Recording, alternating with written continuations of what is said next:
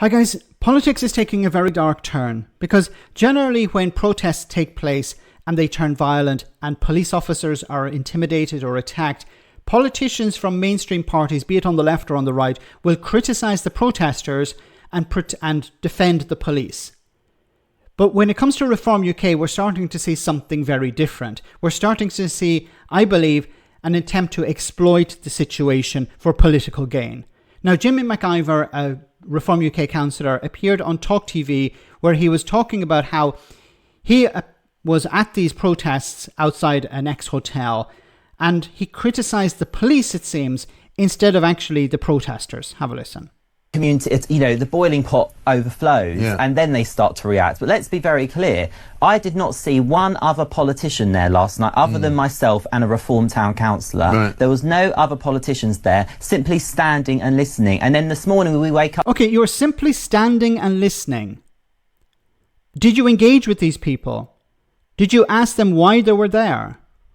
To tweets from local and national politicians say, isn't it a disgrace, the thuggish behaviour? I do not condone anybody throwing anything at a police van, but I also do not... I don't condone, but you're not condemning it. Why are you not condemning attacks on police?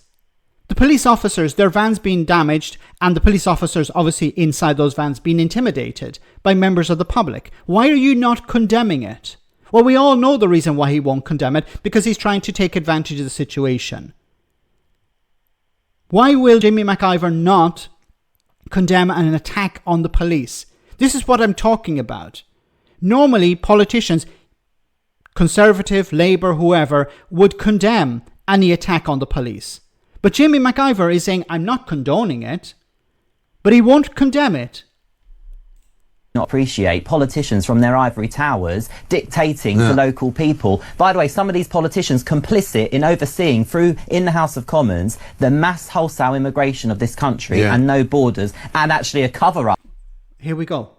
The rhetoric. This is the type of rhetoric we heard in the run-up to the riots last year.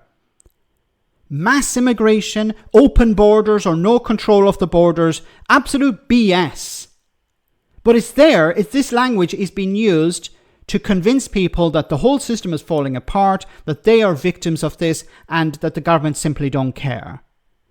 This is political rhetoric in order to take advantage of the situation.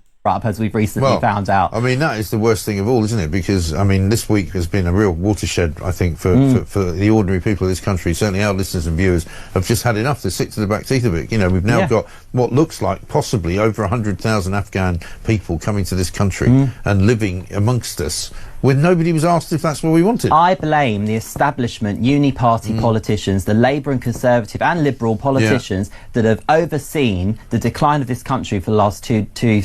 We're seeing images of people standing on vans, attacking police vans, and at the same time as you have a Reform UK politician criticising the Uni Party, the Liberal Democrats, the Conservative Party and the Labour Party. You have people damaging police property, intimidating police officers, and he's directing his ire at politicians. 3 decades actually, and they are the ones responsible for this because they have no plan.